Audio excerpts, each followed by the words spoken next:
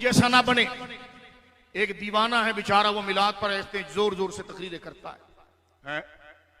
اپنی خاطر بنایا آپ ہے، اس کو یہی مضمون سمجھ میں نہیں آیا. پہلے وابیوں کے پیچھے نماز پڑھا رہا تھا، ہم نے دم پر پاؤں رکھا تو پھر توبہ کی اس نے. پہلے وابیوں کے پیچھے نماز پڑھا رہا تھا، ہم نے دم پر پاؤں رکھا تو پھر توبہ کی اس نے. میں نے کہا لگتا ہے پھر آپ کو نفسیاتی مرض بڑھ گیا ہے. ہم صرف اشارہ دینا چاہتے ہیں، بولنا ذرا تمیز سے. ناجائز اور ان کے پیچھے نماز سختی سے منع ہی کرتے ہیں، کرتے رہے ہیں اور کرتے رہیں گے. الحمدللہ نہ میں نے خود کبھی اس طرح نماز پڑھی ہے اور نہ ہم اس کی تعلیم دیتے ہیں. صلح کلیت سے شدید نفرت رکھتے ہیں اور صلح کلیت پر لعنت بھیجتے ہیں، اور جو صلح کلی کو پسند کرے اس سے ہم بالکل بائیکاٹ کرتے ہیں اور اس سے بھی ہم نفرت رکھتے ہیں. آپ حضرات کو جو کلپ دکھایا گیا، بلکہ اس کا چھوٹا سا ٹکڑا دکھایا گیا، یہ میرے پروگرام احکام شریعت میں پوچھے گئے ایک خاص صورتحال تھی جس کے بارے میں کویسچن کیا گیا تھا. چنانچہ جو میں نے جواب دیا، اس جواب کو اسی صورتحال کے ساتھ مقید مانا جائے، نہ کہ اسے میرا دائمی موقف اور مطلقاً اور عام اجازت تصور کی جائے. پہلے آپ سوال سن لیں، کیونکہ ہوا یہی ہے کہ جواب کا تھوڑا سا حصہ دکھا دیا، سوال کی نوعیت اکابرین کے سامنے پیش ہی نہیں کی گئی. تو پہلے آپ سوال سنیں، پھر میں مزید آگے عرض کرتا ہوں. السلام علیکم. السلام علیکم مفتی صاحب. جی وعلیکم السلام. مفتی صاحب، میرا پہلا سوال یہ ہے کہ ایک شخص کی جاب کچھ ایسی ہے کہ اس کا ٹرانسفر مختلف جگہوں پر ہوتا رہتا ہے. اب جس جگہ پر وہ ہیں وہاں ان کے آفس کے ساتھی یہی بتاتے ہیں کہ یہاں جو مسجد آفس سے قریب ہے اس مسجد کے امام صاحب کا عقیدہ صحیح نہیں ہے، اور اپنے مسلک کی مسجد بہت دور ہے، اتنا ٹائم جاب سے نہیں ملتا کہ وہاں جا کر جمعہ پڑھ سکیں. تو کیا وہ ظہر پڑھ سکتے ہیں؟ آپ نے دیکھا کہ سوال میں چند چیزیں انتہائی قابل غور ہیں. نمبر ایک، جس شخص کے بارے میں کویسچن ہو رہا ہے وہ اس مقام پر ناوارد ہے، ابھی نیا نیا اس کا ٹرانسفر ہوا ہے، اس کو امام کے بارے میں کچھ بھی معلوم نہیں. نمبر دو، اسے کسی نے صرف اتنا بتایا ہے کہ امام کا عقیدہ خراب ہے. بتانے والا کون ہے، عقیدہ کس حد تک خراب ہے، کوئی وضاحت نہیں ہے. نمبر تین، مسجد میں کوئی ظاہری علامت موجود ہے یا نہیں، سائل کے سوال میں واضح نہیں. اب جیسے ہمارے ہندوستان پاکستان کی مساجد ہیں، ان میں ہم فرق کر سکتے ہیں کہ ہماری مساجد میں یا اللہ یا رسول اللہ لکھا ہوتا ہے، دوسری میں نہیں. لیکن جو حضرات UAE کی ریاستوں میں جاتے ہیں یا دیگر مڈل ایسٹ وغیرہ سائڈ پہ جاتے ہیں، آپ دیکھیں گے کہ وہاں مسجدوں میں بظاہر کوئی علامت نہیں ہوتی. بعض اوقات امام سنی ہوتے ہیں اور بعض اوقات امام کوئی دوسرا بھی ہو سکتا ہے. ایسی صورتحال بھی، اور یہاں کوئی وضاحت نہیں ہے کہ اس کے آفس کے قریب جو مسجد تھی اس میں کوئی اس طرح کی ظاہری علامت موجود ہے یا نہیں ہے. چوتھی بات یہ کہ اپنی مسجد میں جانا، یعنی شخص کے لیے اپنی مسجد میں جانا قلت وقت کے باعث ممکن نہیں ہے. اور پانچواں مسئلہ عام جماعت کا نہیں بلکہ جمعے کا ہے. میں نے اس تمام تر صورتحال کے پیش نظر ہی مذکورہ امام کے پیچھے جمعہ پڑھنے کی اجازت پر مشتمل جواب دیا ہے. کیونکہ جمعے کی فرضیت نص قطعی سے ثابت ہے، لہذا قطعی اور یقینی ہوئی. اور امام کا حد کفر تک پہنچنے کے باعث، یعنی یہ مذکورہ امام کا حد کفر تک پہنچنے کے باعث بد عقیدہ ہونا فقط ایک ظنی ہے. تو صرف ظن کی وجہ سے قطعی و یقینی چیز کو نہیں چھوڑا جائے گا.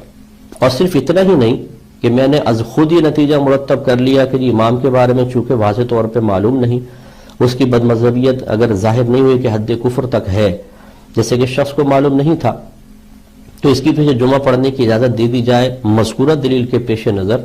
یہ میں نے از خود نتیجہ مرتب نہیں کیا، بلکہ بغرض تائید اعلی حضرت امام اہل سنت رضی اللہ تعالی عنہ کا فتاوی کا وہ مجموعہ جو ہمارے لیے ایک بہت ہی بڑا مستند ماخذ ہے اور ہمارے لیے سند کی حیثیت رکھتا ہے، اس میں بیان کردہ کچھ جوابات بھی میرے پیش نظر رہے. مثال کے طور پر جلد نمبر 6 صفحہ 625-626 پر یہ مسئلہ آپ ملاحظہ فرمائیں. اس میں دیکھیں اعلی حضرت امام اہل سنت رضی اللہ تعالیٰ عنہ سے کویسچن کیا گیا تھا کہ کیا حکم ہے اہل شریعت کا اس مسئلے میں کہ امامت کن کن شخصوں کی جائز ہے اور کن کن کی ناجائز اور مکروہ، اور سب سے بہتر امامت کس شخص کی ہے؟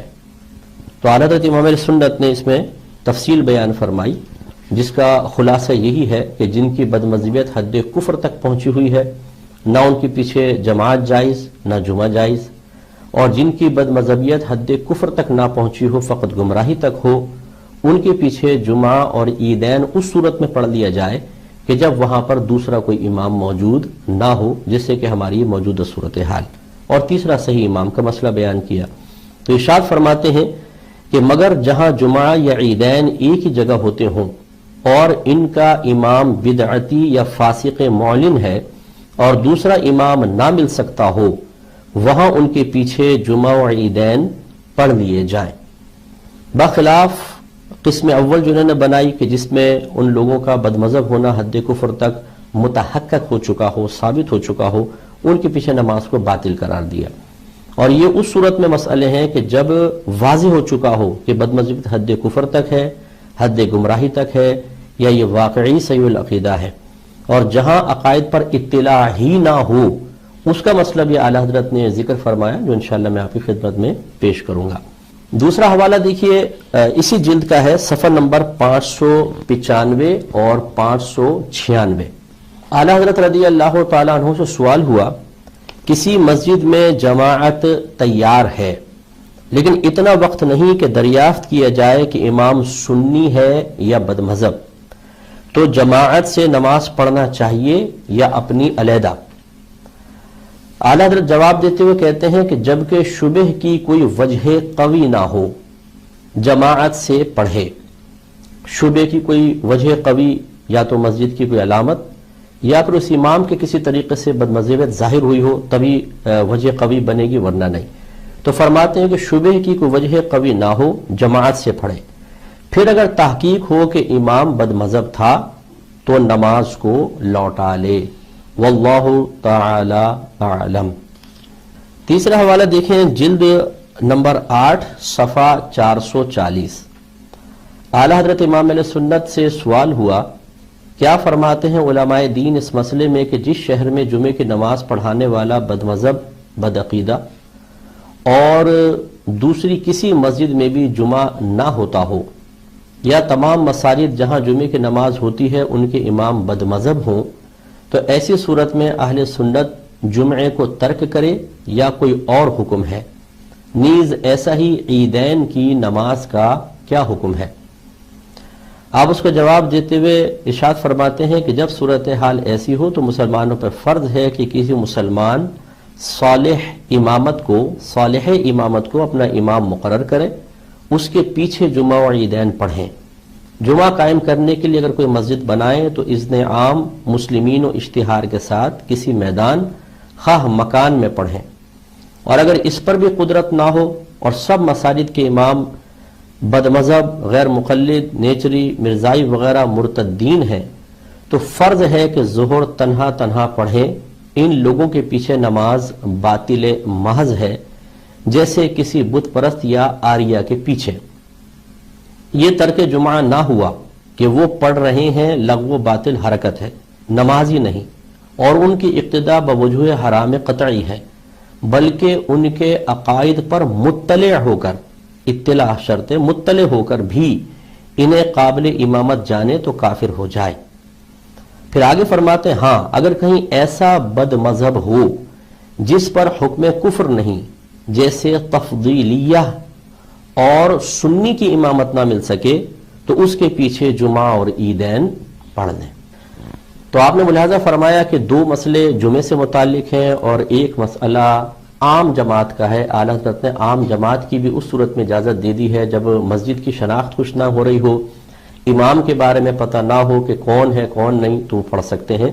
اور اگر کسی امام کے بارے میں یہ پتہ چل جائے کہ وہ بدعقیدہ ہے لیکن اس کی بدمذہبیت حد کفر تک نہیں پہنچی، تو آپ نے یہ شرط لگائی کہ اگر دوسرے کسی مقام پر اپنا کوئی سنی امام وغیرہ کوئی دوسرا ایسا نہیں ہے تو پھر ان کے پیچھے کم از کم جمعہ اور عیدین تو پڑھ لیے جائیں۔ اب مذکورہ جو میرا سوال ہے آپ اس میں دیکھیں، جس سائل نے سوال کیا ہے، کیا وہاں پر امام کے بارے میں کوئی ایسی قوی بات ذکر کی گئی ہے جس سے اس کی بدمذہبیت حد کفر تک پہنچتی ہوئی محسوس ہو؟ لہٰذا ہم نے اپنے گمان کے مطابق یہ جو جواب دیا اعلی حضرت رضی اللہ تعالیٰ عنہ کی عبارات سے مزین کر کے، تو وہ ہمیں اپنے مقام پر ٹھیک محسوس ہوا تو ذکر کر دیا۔ تو الحمدللہ مجھے یقین ہے کہ اب آپ پر واضح ہو گیا ہوگا کہ یہ جمعہ ادا کرنے کی اجازت صرف سائل کے سوال کے پیش نظر تھی، نہ کہ عام اجازت۔ ہم عام نہیں دے رہے، یہ صرف سائل کے سوال کے ساتھ اس کو مقید رکھا جائے، اور جو اہل علم وہ جانتے ہیں کہ جب کوئی جواب دیا جاتا ہے تو وہ اس میں سوال خود بخود متضمن ہوتا ہے، لہٰذا ہم نے سوال کے پیش نظر جواب دیا۔ اور میں بلکہ اس میں یہ اضافہ کرنا چاہوں گا جو پروگرام میں قلت وقت کی بنا پر میں نہ کر سکا تھا، کہ اس قسم کی صورتحال میں بھی وہاں بیان نہ سنا جائے، کیونکہ بد مذہبوں کا امام چاہے وہ حد کفر تک ان کی بد مذہبیت پہنچی ہو نہ پہنچی ہو، ضرور انسان میں کوئی نہ کوئی بگاڑ پیدا کرے گا۔ تو اس میں یہ ہوگا کہ فقط جماعت کے وقت پہنچیں، جماعت پڑھیں اور فوراً مسجد سے باہر نکل آئیں، تاکہ اللہ تبارک و تعالیٰ کے حکم پر عمل بھی ہو جائے اور کسی طریقے سے کوئی بد مذہبیت کا اثر ہمارے اندر سرایت نہ کرے۔ اب آپ پر منکشف ہو گیا ہوگا کہ کس طرح پوری کلپ میں سے چند جملے اٹھا کر اسے میرا موقف دائمی بنا کر اکابرین و عوام اہل سنت کو دھوکہ دینے کی کوشش کی گئی ہے۔ اب یہ تو میرا مسئلہ تھا، اب ذرا ان حضرت کو بھی سماعت فرمائے کہ یہ کسی سائل کے سوال کے جواب میں نہیں بلکہ اپنے موقف کی تائید میں کیا بات بیان کر رہے ہیں۔ آپ نے مفتی ابراہیم صاحب قبلہ مقدس اللہ علیہ کی بات کی۔ قبلہ مفتی ابراہیم صاحب نے بد مذہبوں کے پیچھے نماز، یہاں تک کہ ایک مقدس مقام کے امام کے پیچھے بھی نماز کو منع فرمایا اور اس پر مکروہ تحریمی کا آپ نے فتویٰ تحریر فرمایا۔ وہ الحمدللہ وقت مناظرہ آپ کے سامنے رکھ دیا جائے گا۔ اب میں آپ کو سمجھاتا ہوں کہ یہ مذکورہ مسئلے کی بنیاد پر، یعنی جو میں نے جماعت کی اجازت دی، جمعے کی اجازت دی، اس مذکورہ مسئلے کی بنیاد پر مجھ پر جو صلح کلی ہونے، لوگوں کو سنیت سے صلح کلی کا قائل ہونے، لوگوں کو سنیت سے دور کرنے اور بد مذہبیت کے الزام لگا رہے ہیں، خود یہ اس کا کس طرح شکار ہو گئے۔ یقیناً ان کے ذکر کردہ مقام کے امام کو، انہوں نے خاص مقام ذکر کیا، وہ آپ سمجھ جائیں کیا ہے۔ ان کے ذکر کردہ مقام کے امام کو مسلمان مان کر ہی نماز کو مکروہ تحریمی قرار دیا گیا ہے، ورنہ تو نماز باطل محض ہوتی، کیونکہ اس کا مطلب ہے کہ نماز پڑھی تو گناہ ہے، لوٹانی ہوگی، یعنی لوٹانی واجب ہوگی لیکن فرضیت ادا ہو جائے گی۔ اور یہاں پر یہ اس شخص کو مسلمان کیوں مانا اور نماز کو باطل کے بجائے مکروہ تحریمی کیوں قرار دیا، یقیناً اس کی وجہ یہی بنائی گئی ہوگی کہ بد مذہبیت کا حد کفر تک پہنچنا یقینی نہیں ہے۔ باقی وضاحت تو انہی کے ذمہ ہے کہ کیا سوچ کے ایسا کہا۔ آپ ذرا ان دونوں مسائل میں موازنہ کریں۔ وہ میرا موقف نہیں ہے جو میں نے مسئلہ بیان کیا، صرف ایک سائل کے سوال کے پیش نظر وقتی ضرورت کے تحت اجازت ہے، جبکہ یہ حضرت کا موقف ہے اور کسی وقتی ضرورت کو ملحوظ رکھے بغیر اجازت ہے۔ میں نے جمعے کی اجازت دی ہے اعلی حضرت کی تعلیم کی روشنی میں، یہ عام نمازوں کا یہی حکم بیان کر رہے ہیں۔ میرے سوال میں بیان کردہ مسجد کا مقام مشکوک ہے، پاکستان میں ہے، ہندوستان میں ہے، UAE میں ہے، نیز ظاہری علامت تھی یا نہیں کچھ معلوم نہیں، لہذا امام کے عقائد کے بارے میں ظن غالب کے امکانات کم ہیں، جبکہ حضرت جس مقام کے بارے میں ذکر کر رہے ہیں وہاں کا امام کن عقائد کا حامل ہوگا، ظاہری شواہد سے اندازہ لگانا مشکل نہیں۔ اب اگر یہ حضرت کہیں کہ یہ میرا موقف نہیں ہے، میں نے تو صرف مفتی ابراہیم صاحب کے قول کو نقل کیا ہے، تو ہم پوچھیں گے کہ کیوں نقل کیا ہے؟ انکار کرنے کے لیے تھا یا اپنی بات کی تائید کے لیے؟ تو انکار تو کوئی بھی نہیں سمجھے گا، یہاں بچے سے بھی پوچھ لیں تو انکار کے لیے تو آپ نے بیان نہیں کیا، تائید کے لیے ہی بیان کیا ہے۔ اور جب تائید کے لیے کوئی قول پیش کیا جائے تو وہ خود پیش کرنے والے کا موقف ہی ہوتا ہے۔ اور یہاں کوئی ایسی بات بھی نہیں ہے کہ تحقیقی مقالہ لکھ رہے تھے، کوئی تحقیقی فتویٰ تھا کہ جہاں تمام اقوال کو نقل کر دیا جاتا ہے، بلکہ آپ نے پرٹیکولر ایک قول کو اپنی تائید کے لیے پیش کیا اور وہ بھی میرے رد میں۔ تو اس سے آپ کو معلوم ہوا کہ آپ کا موقف اور زیادہ اس میں قوی ہے کہ جب رد میں کوئی چیز پیش کی جاتی ہے تو وہ چیز پیش کی جاتی ہے جو بہت ہی زیادہ تحقیق شدہ ہوتی ہے۔